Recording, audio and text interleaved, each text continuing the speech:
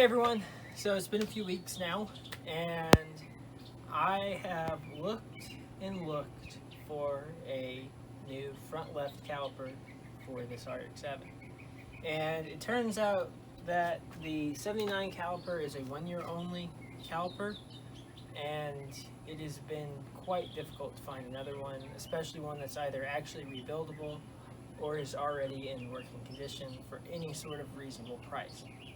So I have made the decision to go ahead and make the front calipers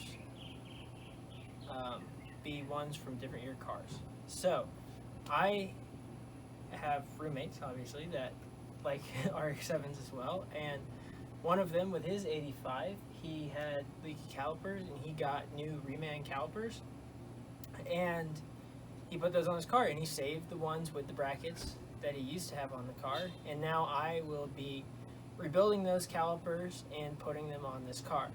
Now off camera I did go ahead and test fit them, and they fit quite well. They bolt right up where the 79 calipers were, but the brake lines are not the same. All the fittings are different, and since I still want to run the new brake master cylinder I got, that's for a 79, I'm going to need to adapt the hard lines to fit the brake lines for the 84, 85.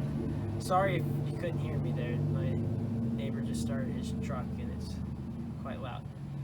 But so to start off, I will be taking this line right here, and I'll just show you changing the end fitting here on one side, but this right here is the driver's side hard line that goes from the master cylinder. Actually, the master cylinder goes right here, and then the fitting down here goes to the soft line, like through the fender well. So this end I'll be keeping the same, but this fitting I need to change to a different one, which I have right here. Now this will fit this soft line right here, and then this end right here threads into the 84, 85 caliper. Now yes, I know this is not a braided line, and it pains me to put these on the car, but it's a lot of money for the braided lines, and I'm gonna wait a little while, make sure everything's still good on the car, because who knows, there could be something catastrophic on the car, and if I can save about 70 bucks, I will. So I will start out using these lines. Later I'll put braided lines on it. So I'll reset up the camera, get it a little closer, and I will start changing out the fitting on this line.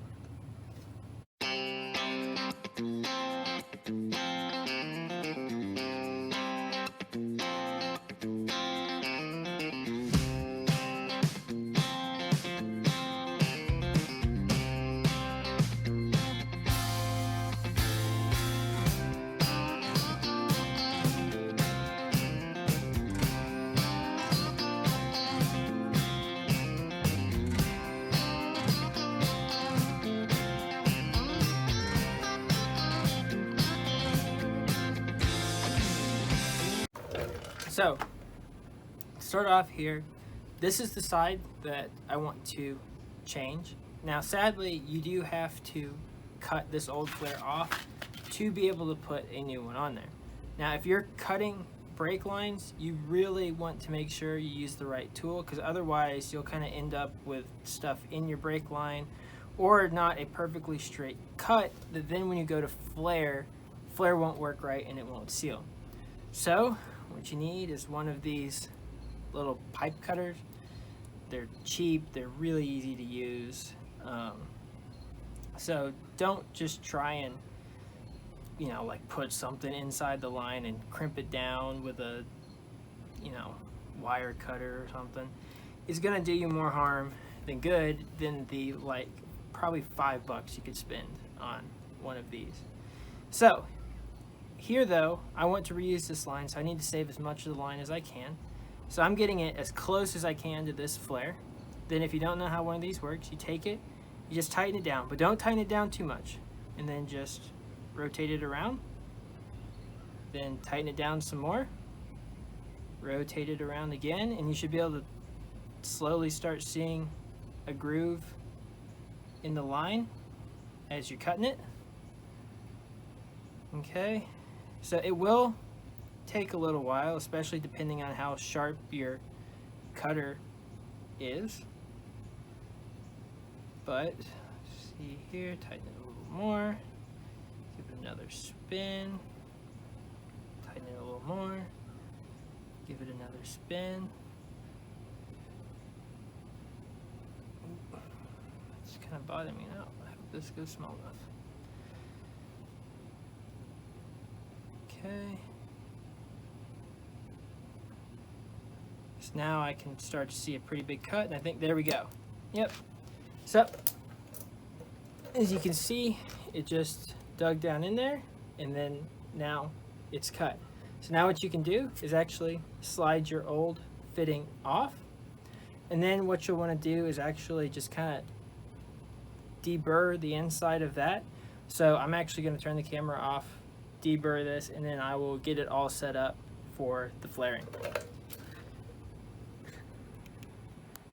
Okay, y'all, so got the line into the clamp for the flaring tool.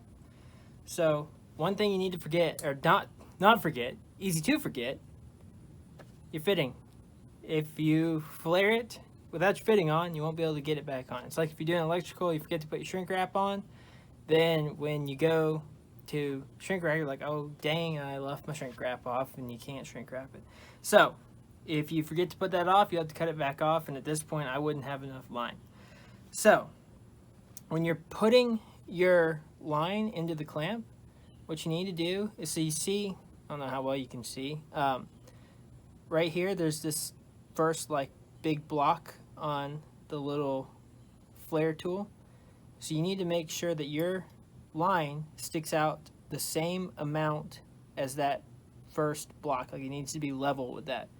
Now, I just barely have enough before this bend. I could probably straighten it out a little bit if I need to go a little further and then just kind of bend it back, but it's not really good to bend these lines too many times. So make sure you get that nice and flush like that. Make sure you got it nice and tight. Then you need to lubricate it. Now, you're supposed to use like brake fluid to lubricate, but I don't really want to get brake fluid all on everything, so I'm just going to spray a little WD-40 down on there, and look, it spins nice and easy on there. Okay, so then you need to take the little thing that'll actually press it down on there. It's right here. Slide it over your little flare tool, and you need to make sure you use the right one for your size line. Each one will have a size on it, and it'll have, so this is obviously the one I'm about to grab is not the right size. It has this peg, oops, sorry, this peg on it right here that needs to fit like nice and snug on the inside of your line, which the one that I chose does. So once you've got it down in there, oops, so it's gonna twist like that, that's fine. You just kind of want to make sure it's pretty level with it. Should have been more prepared. Take your rod and then stick it in here, and then you'll want to just tighten it down until, sorry, I'm reading the instructions to make sure I don't skip a step. If y'all have instructions, read them, check them. If you screw something up, it won't be a fun day. So now I just need to tighten this down.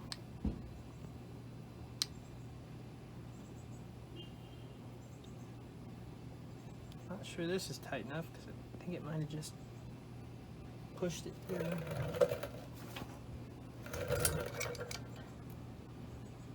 Okay, tighten it a little bit more. Okay, let's see. So really it would probably be better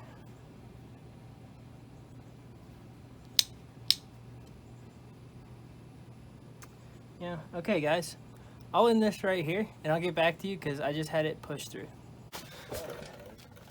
Okay, y'all. So after a lot of struggling, I got the outside part of it flared, and then in a moment of stupidity, I thought I did it wrong.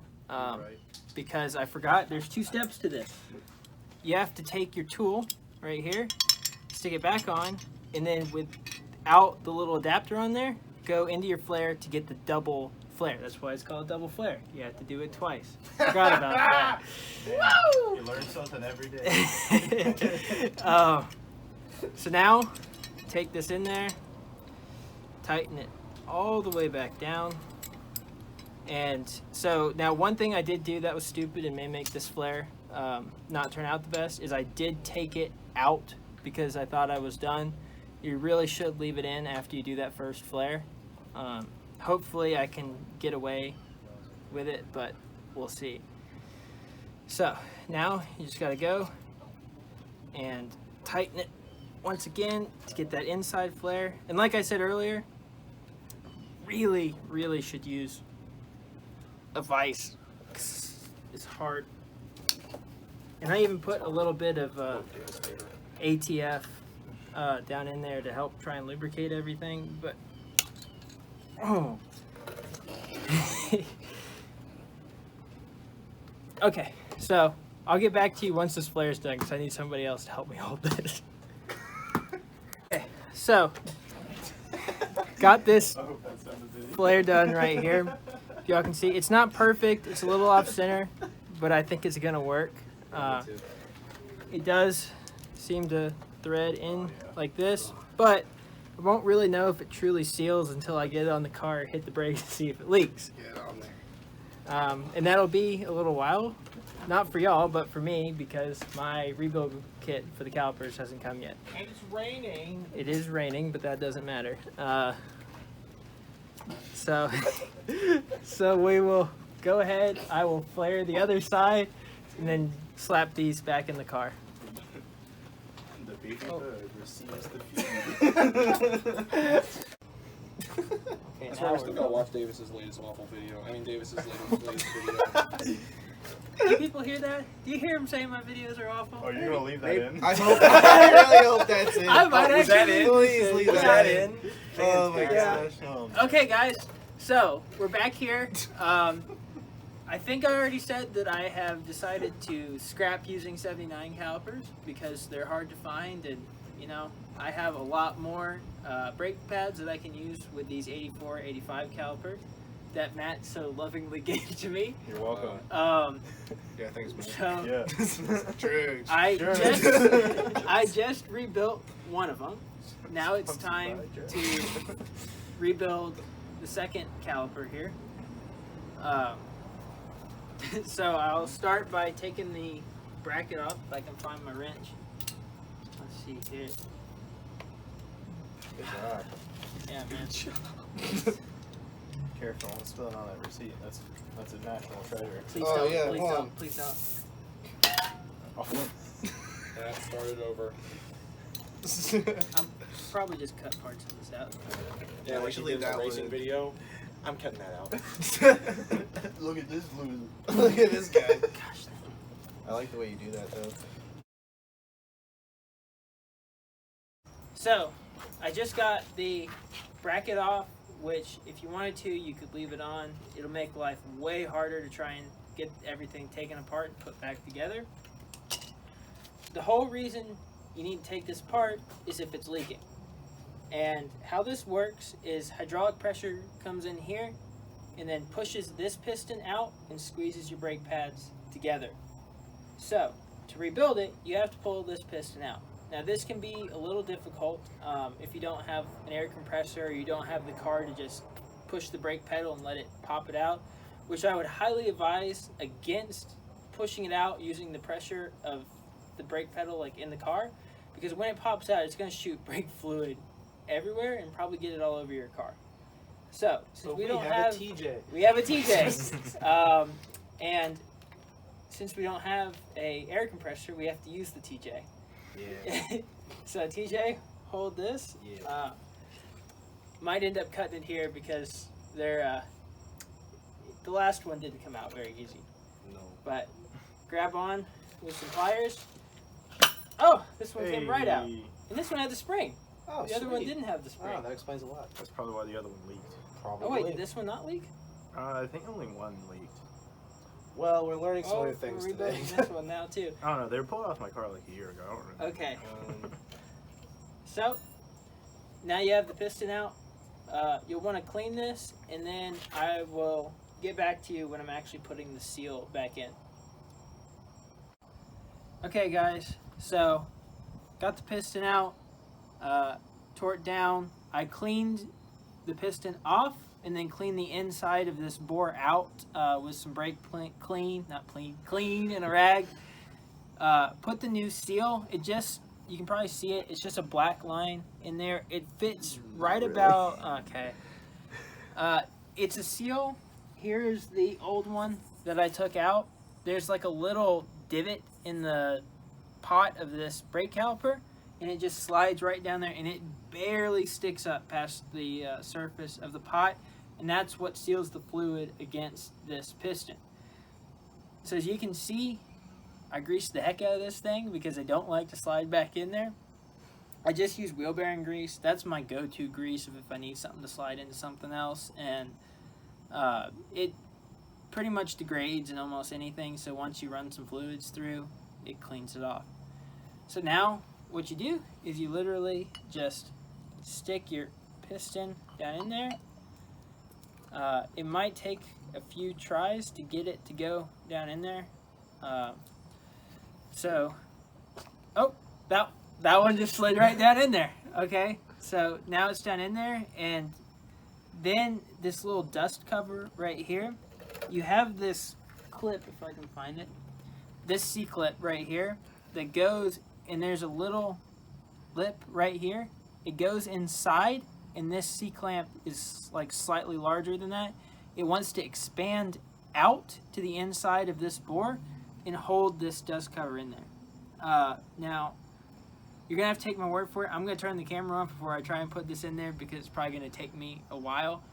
But it just slides in there and holds that dust cover. Then once you got that back in, take your like mounting bracket, and then you'll just slide it back on like that. But one thing that's very, very, very important, even if you're just like changing your pads to service, do a normal brake service, make sure you take yourself some high temperature brake grease and just slather these pins up, because your caliper floats on these pins. Your brake pads are kind of held right here, and when that piston moves right there, it's going to squeeze and it's going to push the caliper back, and that's how it actually squeezes. So if your caliper gets stuck on that pin, it's just going to push. It's going to push on one side, but it's not going to give any pressure to like this side brake pad. So this brake pad will have no pressure. This one up against the piston will have all the pressure. Had that happen, I got my 8, and the person before me had just done a brake job. He didn't put any grease on it. Caliper got stuck, and eventually, like, I could just like literally push the brake really hard, and all of a sudden it would just snap and the pedal would go down because it would break its grab and go. It was bad. I had to replace the caliper and the bracket after that. So always remember to put the grease on there. So I will now get back to you when I am installing the brake lines and the calipers back on the car. Okay guys, so we're going on like week 4 here of doing the brakes. The fronts are done, the caliper conversion seemed to work, but then when we bled the brakes, blew out both the rear wheel cylinders. So now we're out here in the rain, replacing both of them because I need to drive this car home later this week.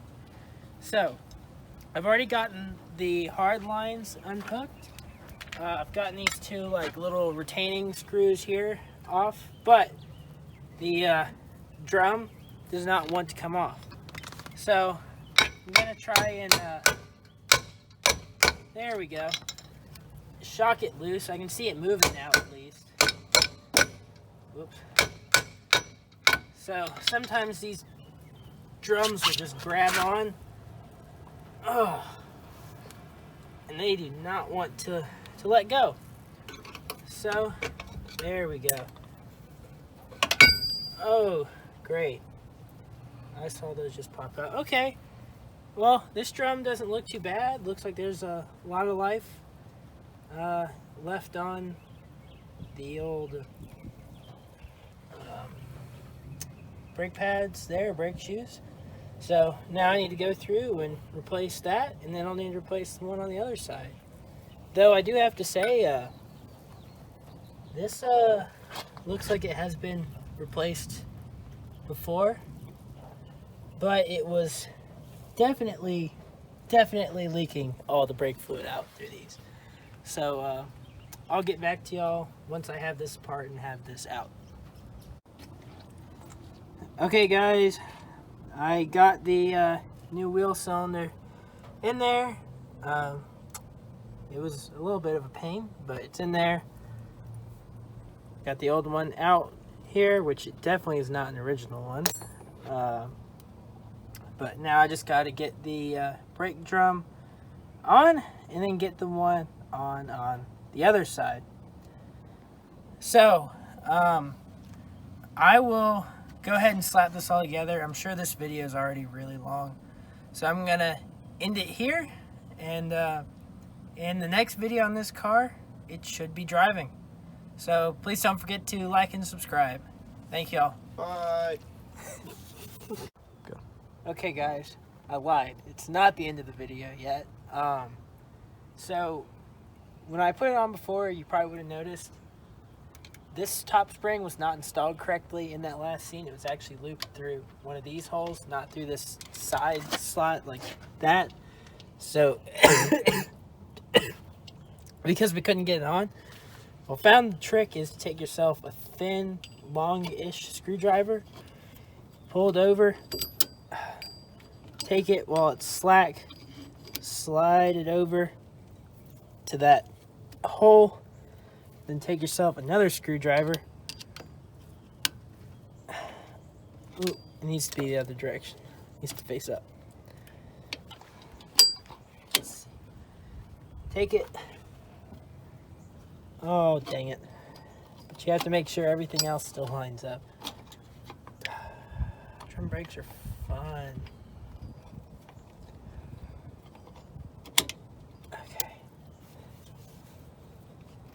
Okay, so everything else is lined up. That's the wrong direction again. There we go. In the slot. Take your other screwdriver. Slide it down in there. Oh, this one's tighter than the other side.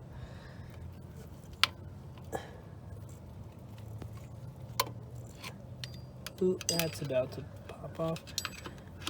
So then you have to get it to slide all the way down in there. Boom. Now it's installed in there. And now these are actually done. Just need to get the drum back on and bleed. So, okay, for whoever's still sticking around to watch the end of this video, after I put those wheel cylinders in, I drove it like one lap around the neighborhood, and then I had no brakes again. I ended up blowing out the line that connected the left side of the axle to the right side of the axle. It was rusted almost all the way through, and when I gave it a good solid smack on the brakes, it just split right open. So, as that day went on, the rain kept getting worse and worse and worse. I mean, it was pouring. And I had to stay out there in the rain and make a whole new line that went from one axle to the next. Because this car is not registered. And I had a brake, and I was trying to get the car ready to go back home. Well, even though I got the brakes, you know, kind of working there, it was still a little sketchy. I think there was one more line I needed to do. I ended up not being able to take it home. So even though I stood out there in the rain and worked, and it was cold, wet, ended up going till like 8 o'clock at night. Didn't get to take it home and get it registered. Actually going to do that like next weekend.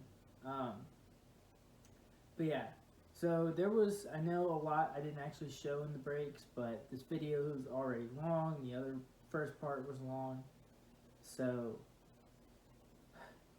sorry if you missed something you wanted to see. At some point, I'm sure I'll have the wheels off and I can show you the 85 calipers on the front.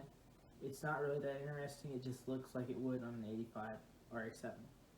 So, with that being said, thank you all for watching. If you've watched this far, don't forget to look at the Instagram. It's just Rotaries and Jet Skis on Instagram. We're actually growing a lot faster on our Instagram than we do on the YouTube. But with that being said, thank you all for watching. Please like and subscribe.